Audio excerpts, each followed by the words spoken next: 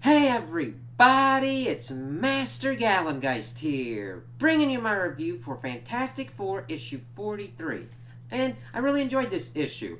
Seeing the cover, you got Doom fighting the Cormorant, and that takes pretty much the center stage here. However, we do get really good snapshots of what is going on around the galaxy for what's going on with the Reckoning War. So, even though that is the big kind of thing, this does a very good job of balancing what's kind of going on and just having Doom being Doom and doing some interesting and kind of surprising things. So we first start off in DC as Gauntlet is helping to fight the Badoon invasion, and then the Cormorant pops up like, "Hey, I'm gonna need your arm, man." Granted, in a little bit more tactfully and untactfully there. I'm from a higher reality. You should know that better, Gauntlet. And he's like, you have something in mind, and I want it back. And then rips the gauntlet off his arm. And it's like, damn, man, shit, Gauntlet doesn't deserve that. And then we get that the helmsman is like, all right, you've acquired the carapace, belt, sword, scabbard, now the right gauntlet of the Alpha Omega armor, and that's almost complete. It's like, all right, interesting. Alpha Omega armor sounds like it would be pretty useful for like anything really. So then he sends him the next coordinates to fight Avengers in Milwaukee, and we see that he has pretty much ripped the shit out of them and like pushed their shit in and rips the legs off of like the grasshopper dude. And it's like, god damn. He's like, you said they were Avengers. They barely put up a fight, all save one.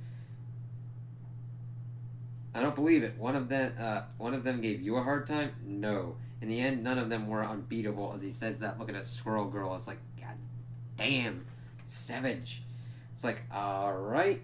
So he's got pretty much everything. He just needs the other arm, and he sends him to Raleigh, North Carolina, and let's see, that this person was going to be a hero, and it's like, yeah, you're just small and insignificant, and then he rips it off of her arm. It's like, god damn. So the helmsman asks if he terminated her, and he says no, that was unnecessary. The superhuman known as Southpaw has been disarmed. It's like, damn. And then the helmsman actually laughs at that a little bit, sending him to the final location. It's like, you possess the last piece of the armor, the control helmet, so what are we going for? It's like, well, at first she's like, it'll stay with me, slave. You understand? Yes, master. And it's like, we got everything, but we gotta do something to get the weapon that would be effective against this armor. The Takajon, as the Cormorant says. It's like, let's see. Only like few individuals on Earth could even conceive of how to wield it. And unfortunately for you, one such man is Victor Von Doom in the most fucking Doom way possible. And it's just like, listen, Doom's a villain, but when he like fucking gets one over on some asshole, you're kind of like, all right, Doom knows how to do that at least. Fucking with his purple blade arm and fucking runes and shit all on his armor. It's like, all right. Then we're at the Baxter Building, and we got Ruin of the Reckoning, pretty much just like, all right. And Alicia's like, what are you going to tell us your master plan? It's like, if you don't mind. It's like, huh, interesting.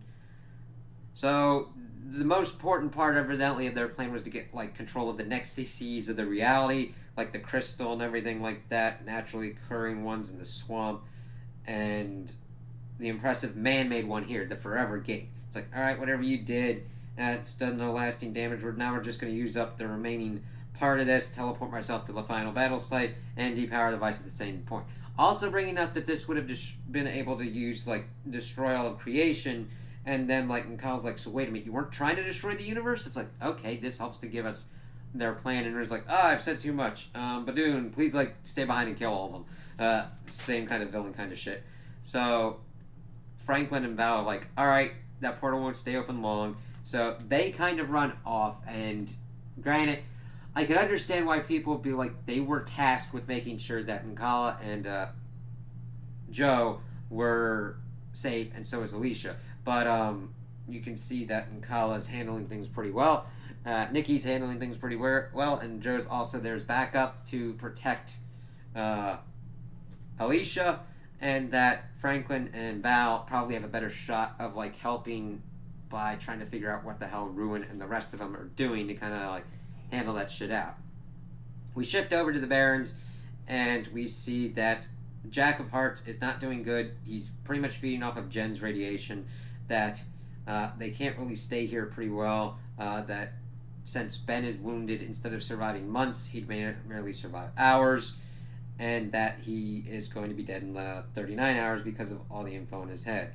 And he's like, yeah, you could just use the Watcher power to like zap us. He's like, listen, there's no Watcher way out of this. I've seen everything. I can see everything they've ever seen in the history of time and space. All their knowledge, and they knew of no way in or out of this place. Sorry, Ben. We shift back, and we start seeing that like Doom and the Cormorant are having a badass battle. That's really good there. I mean, you just see the use of color because it just works out pretty well to showcase the energy and everything kind of going on, and how Doom is utilizing this kind of blade thing to kind of just like screw with the Cormorant pretty much. He's like, Cormorant's like, why are you fighting me now? You kind of like knew your place last time. That's why I kind of spared you. And then Doom's like, yeah, this time I was prepared. Like I studied you last time. I was content to do that. So he used everything at his disposal. That your technology almost as old as the known universe, and its power is limitless. We then see like Man-Thing. All of his friends are pretty much beat. And then he's like, why'd you turn her away? It's like, what the hell is that? And then another kaboom thing goes on. Doom pretty much bringing up this is either Watcher Tech or Procyllian, Procyllican. And you were there, weren't you? You were a soldier of the First War. He knows, of course Doom knows, as the helmsman's like commenting on that. Let's see. We shift over to the Reckoning's battle fleet as we see that Wrath of the Reckoning has like fashioned the crystal into body armor for himself. And he is just like, yeah, they're pretty much flying to the Watcher's homeworld, and Icor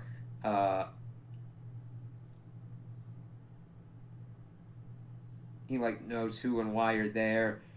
They're pretty much uploading to their Cyclopedium Universum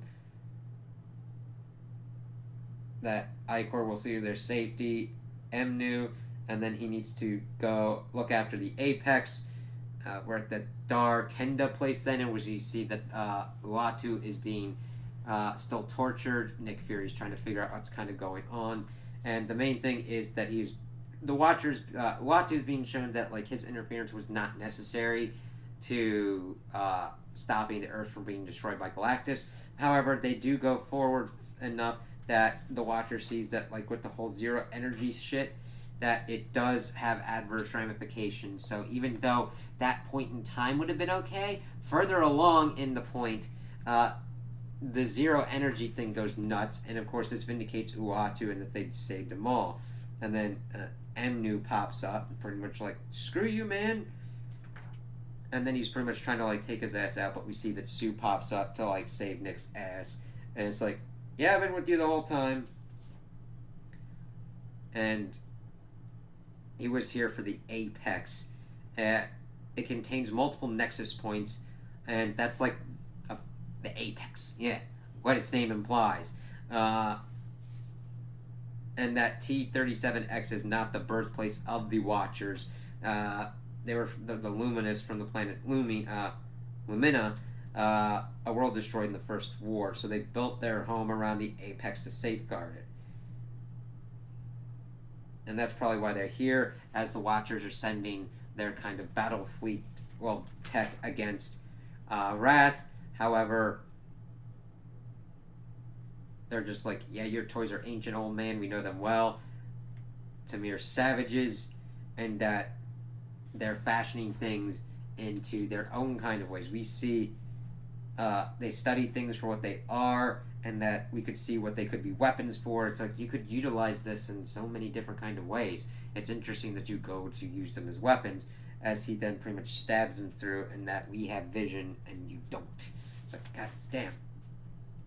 Let's see, we're in free space. We see Johnny pretty much talking to everybody. We can see Thor, Beta Ray Bill. We see the Unparalleled, the Shi'ar, Guardians, the Jammers, Hulkling and Wiccan, and they've freed Ego, and he's going to help them out. And Citadel's pretty much like, God damn, look at what